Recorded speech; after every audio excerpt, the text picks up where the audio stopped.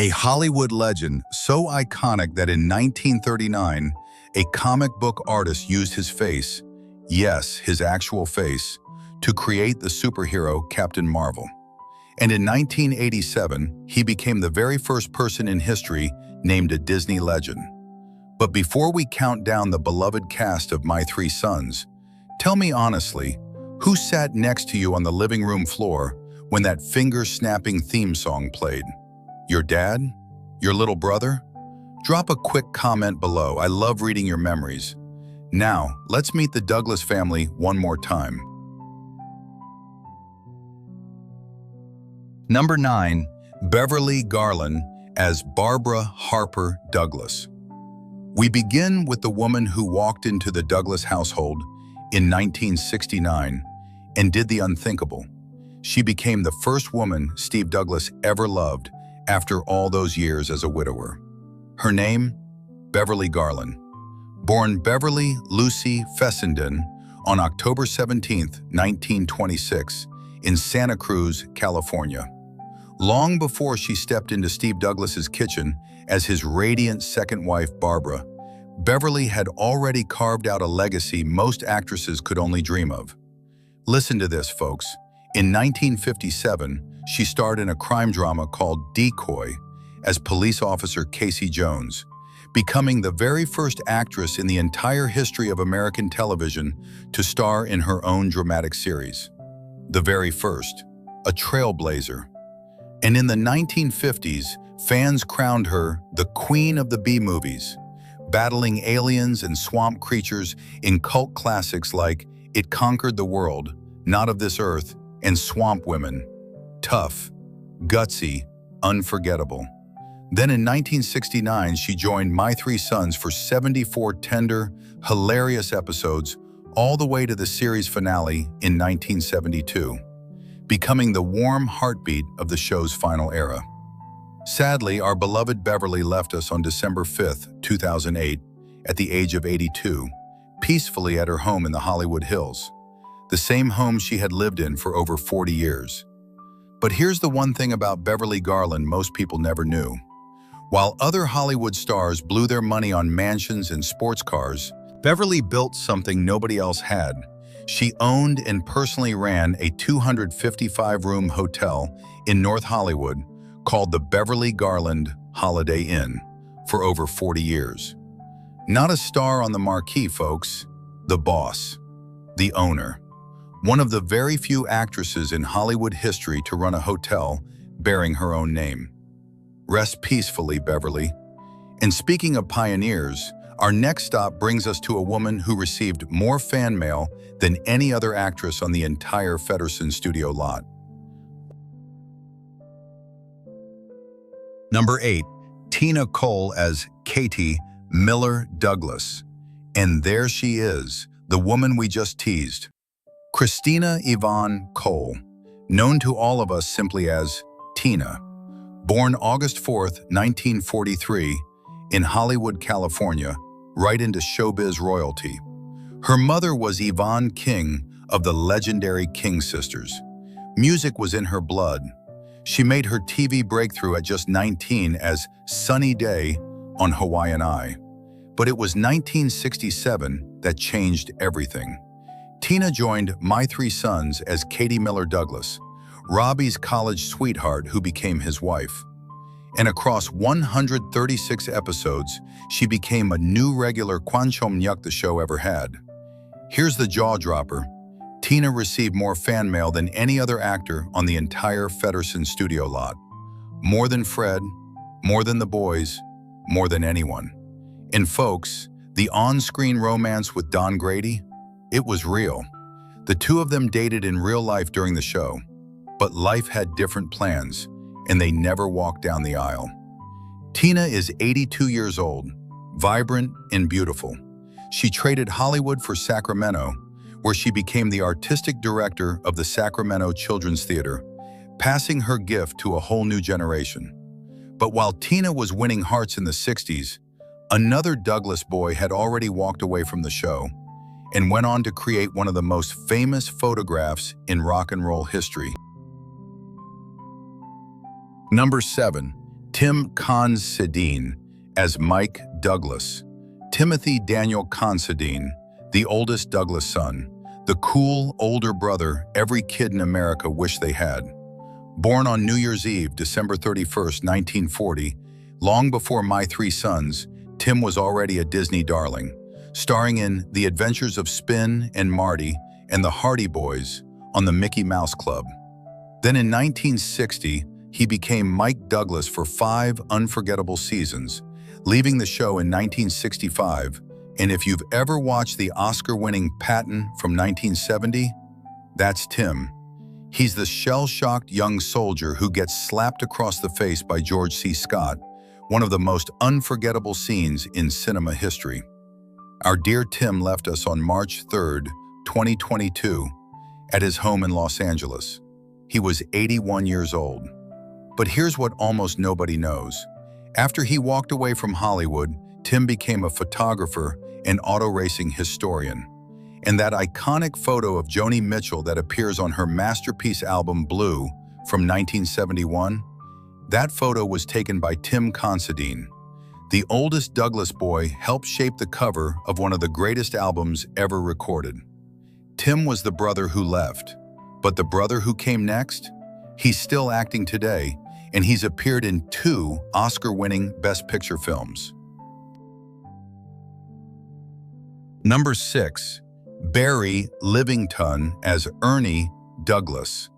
Barry Gordon Livingston, the sweet, bespectacled boy with the horn-rimmed glasses who stole every scene he was in. Born December 17, 1953, in Los Angeles, Barry joined My Three Sons in 1963 as Ernie Thompson, the neighbor kid who eventually got adopted into the Douglas family after Tim Considine left. He stayed until the final episode in 1972, clocking 300 episodes. That's a lot of horn-rimmed glasses. But here's where Barry's story gets truly special. While most child stars vanished, Barry never stopped working. Mad Men, Zodiac from 2007, The Social Network from 2010, Argo from 2012, which won Best Picture at the Oscars, Jersey Boys from 2014, War Dogs from 2016.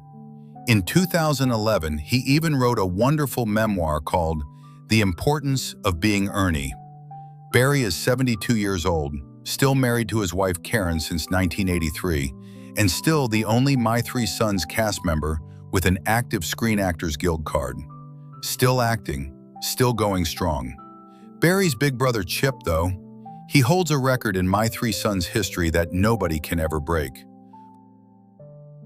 Number 5. Stanley Livingston as Chip Douglas.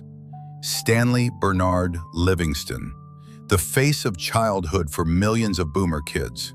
Born November 24, 1950, also in Los Angeles, making him and Barry one of the rarest things in sitcom history, real-life brothers playing brothers on screen. And here's that record I mentioned. Along with Fred McMurray, Stanley is one of only 2 actors who appeared in every single season of My Three Sons. All 12 years, all 380 episodes, from a little boy to a married man, right before America's eyes. Stanley is 75 years old. He moved behind the camera as a director and producer and founded something beautiful called the Actors Journey Project, a program that teaches young actors the business side of Hollywood. He once joked, "The name Chip Douglas is probably going to be on my tombstone." And you know what, Stanley? We'd be honored if it was. Now, from the youngest Douglas boy, we jump all the way to the family's cranky, lovable grandfather, a man so famous he had a clause in his contract that every New York Yankees fan in America will die laughing at. Number 4. William Frawley as Bub O'Casey. William Clement Frawley, the gruff, grumpy, absolutely lovable grandpa of the Douglas household. Born February 26, 1887, in Burlington, Iowa. Of course, before he became Bub, he was already a television immortal. Fred Mertz on I Love Lucy from 1951 to 1957, 5 consecutive Emmy nominations for Best Supporting Actor. He also played the campaign manager in the Christmas classic Miracle on 34th Street from 1947. Then from 1960 to 1965, he brought Bub O'Casey into our living rooms. William left us on March 3, 1966, at the age of 79, after a heart attack while walking along Hollywood Boulevard after seeing a movie. A true showman to the very end. But here's the trivia bomb that still makes Yankees fans smile. William Frawley was such a die-hard New York Yankees fan that when he signed his I Love Lucy contract, he had it written into the paperwork, in black and white, legally binding, that he did not have to work during the World Series if the Yankees were playing. Let that sink in. He literally got out of work to watch baseball. Legendary. And from a 79-year-old grandpa, we now jump to a Mouseketeer who grew up to become one of the dreamiest teen idols of the 1960s. Number 3, Don Grady as Robbie Douglas. Donald Louis Agradi. The world knew him as Don Grady. Born June 8, 1944, in San Diego, California. Don was discovered by Walt Disney himself at age 13 and became one of the original Mouseketeers on the Mickey Mouse Club. Then in 1960, he stepped into the role of Robbie Douglas, the middle son who grew into the oldest brother, and stayed for 11 glorious years until 1971. But here's what most fans don't realize. Don was a genuine musical prodigy. By age 10, he had already mastered the clarinet and the accordion. He played drums for the pop band The Yellow Balloon. In 1967, he composed the theme song for the Phil Donahue Show. He wrote music for the Michael Crawford Las Vegas show, EFX. The man was pure talent. And can we just pause for a second here? Because seeing Don Grady again brings back so many memories. Let me know down below, how many of you had a poster of Don Grady hanging on your bedroom wall back in the day? Be honest now. Don't be shy. Confess in the comments. I'm reading every single one. Sadly, our beloved Don left us on June 27, 2012, at his home in Thousand Oaks, California. He was 68 years old and passed peacefully, surrounded by his wife Ginny and his 2 children. Rest peacefully, Don. 3 down, 2 to go.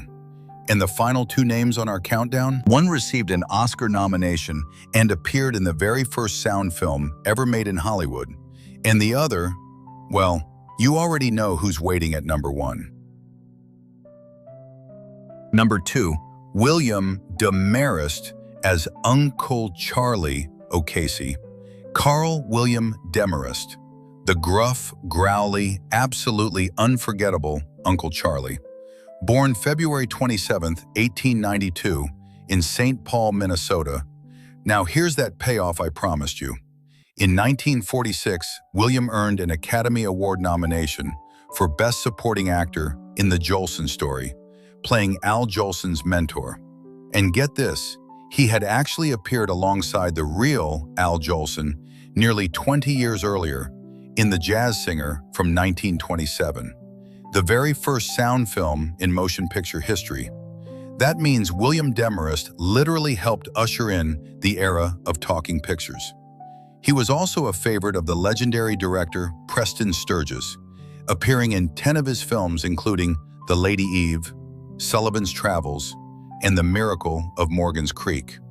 Then in 1965, he stepped in to replace his dear friend William Frawley as Uncle Charlie, and stayed with the Douglas family all the way until the series ended in 1972.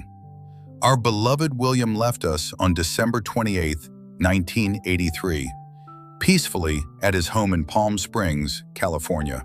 He was 91 years old. And here's a story that'll make you see Uncle Charlie in a whole new light. Long before Hollywood, before Preston Sturges, before Broadway, young William Demarest had a short career as an amateur boxer. His ring name?